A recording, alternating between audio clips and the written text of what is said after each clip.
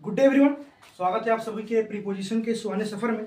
और आज प्रीपोजिशन का हमारा तीसरा लेक्चर होगा और आज जो है वो हमारा टॉपिक होगा प्रीपोजिशन टू। ठीक है, चलिए हम क्वेश्चन से स्टार्ट करते हैं।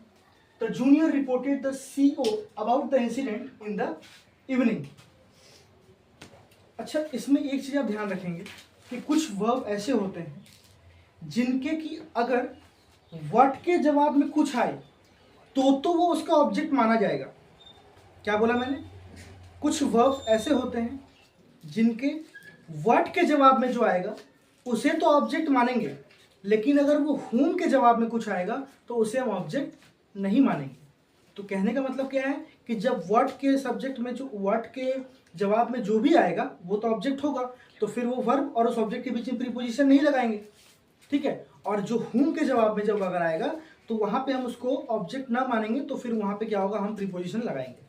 क्वेश्चन के माध्यम से मैं जानता हूँ आप लोगों को समझ नहीं आएगा, थोड़ी सी असुविधाएं फेस करनी पड़ेगी आप लोगों को, लेकिन आशा करता हूँ 3 से 5 क्वेश्चन के आते आते आप लोगों को पूरा टॉपिक क्लियर हो जाएगा। ठीक है, अब जैसे ये वर्ब है रिपोर्टेड। सर आप किसी न्यूज को रिपोर्ट कर सकते हो, आप किसी इंसिडेंट को रिपोर्ट कर सकते हो आप, लेकिन किसी व्यक्ति को रिपोर्ट नहीं कर सकते हो। ठीक है, तो यहां पे रिपोर्ट किसको किया है? सीईओ। अब ये कोई ना कोई तो आदमी होगा, यानी कि रिपोर्टेड हूं, तो ये क्या है हमारा? सीईओ आया, यानी कि हूम के जवाब में आया। ठीक है, ये जो है हमारा हूम के जवाब में आया ना, व्हाट के जवाब में नहीं आ रहा। तो हूम के जवाब में जब आ रहा तो इसे हम ऑब्जेक्ट ना मान के, इसलिए यहां पे हम क्या यूज करेंगे? Preposition to. अच्छा, हम प्रीपोजिशन, अब आप कहोगे सर प्रीपोजिशन टू क्यों यूज कर रहे हैं? तो बच्चों प्रीपोजिशन टू जो होता है ना हमारा, जो प्रीपोजिशन टू होता है वो हम रिसीवर या रिसिपेंट के लिए यूज करते हैं। मैं शॉर्ट फॉर्म में लिख दिया, आप लिख लेना। टू जो प्रीपोजिशन होता है वो हम रिसीवर या रिसिपेंट के लिए यूज करते हैं। इसने रिपोर्ट करा, उसको रिसीव किसने करा? सीईओ ने। ठीक है, she explains the aspirants very clearly.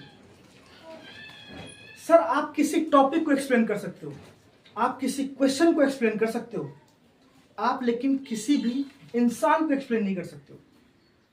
यानी कि यहां पे जो एस्पिरेंट्स है, सी एक्सप्लेन्स, ये जो वर्ब है एक्सप्लेन, ये क्या है? वर्ब है। एक्सप्लेन्स हूम द एस्पिरेंट्स, यानी कि ये किसके जवाब में आया? हूम के जवाब में। तो यहाँ पे यानी कि ये जो है हमारा वो ऑब्जेक्ट ही माना जाएगा। ठीक है, तो इस एक्सप्लेन और इस वाले द एस्पिरेंट्स को हमको रिलेट करने के लिए यहाँ पे क्या लगाएंगे? Preposition to. थोड़ी सी असुविधा आपको आ रही होगी, क्योंकि मैंने स्टार्टिंग से पढ़ाते हुए आया है कि वर्ब को पढ़ के अपने से व्हाट या हूम का सवाल करने पे जो भी आता है वो हमारा ऑब्जेक्ट होता है। लेकिन यहाँ पे कुछ वर्ब्स ऐसे होते हैं जिनके कि अगर व्हाट के जवाब में आए तो वो उसका ऑब्जेक्ट होगा और हम प्रीपोजिशन नहीं लगाएंगे। लेकिन अगर ऐसे वर्ब जिनको हूम के जवाब में कुछ आ रहा है उनको हम ऑब्जेक्ट ना मानेंगे और उनको हम वहां पे प्रीपोजिशन लगाएंगे। I should have requested to Ram for help.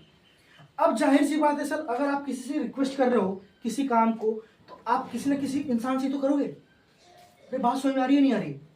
आप अगर किसी चीज को किसी से रिक्वेस्ट करोगे तो किसी इंसान से ही तो करोगे।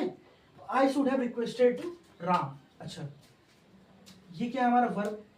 रिक्वेस्ट किसको किया? राम को किया। तो यानी कि यहां पे टू बिल्कुल ही हमारा सही है। आप एक बार इसको अच्छे से नोट करो। ठीक है,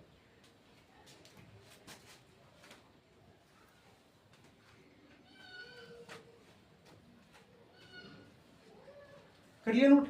चलो, तो ऐसे कुछ वर्ब्स होते हैं जिनको कि हम इस तरीके से प्रयोग करते हैं।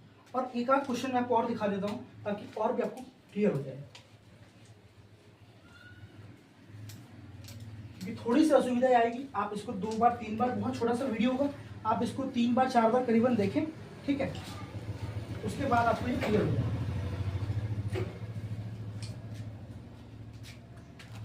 अच्छा, एक और क्वेश्चन देखिए।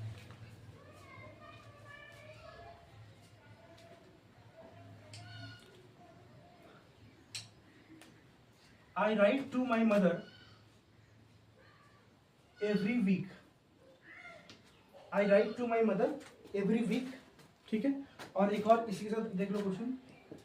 अच्छा, पहले इसको समझ लें, नोट करो, पहले इस क्वेश्चन को नोट करो। I write to my mother every week। एक और लिख लो, आई राइट अ पोएम। इस दोनों क्वेश्चन में जो आप फर्क नोटिस करोगे वो क्या है, देखिए ये क्या है, राइट एक वर्ब है। अच्छा, राइट व्हाट, आप किसी पोएम को लिख सकते हो, आप किसी स्टोरी को लिख सकते हो, आप किसी आंसर को लिख सकते हो। क्या आप किसी इंसान को लिख सकते हो? क्या आप यहाँ पे अपनी मम्मी को लिख सकते हो? नहीं। यानी कि यहाँ पे जो ये राइट के जवाब में आया, ये किसके जवाब में आया? होम के जवाब में। और होम के जवाब में आया तो मैंने क्या बोला, वहां पे प्रीपोजिशन टू हमें यूज करना है, यानी ये बिल्कुल सही है। अच्छा, I write a poem, write what a poem, यानी कि ये इसके व्हाट के जवाब में आया, तो जो इसका जो ये ऑब्जेक्ट है तो इसके बीच में हम यहाँ पे प्रीपोजिशन हमने यूज नहीं किया है। ये बहुत ही मैंने सहज भाषा में समझाने का कोशिश किया है तुमको, ठीक है। एक बार देखना जरा बात, मैंने बहुत ही सहज और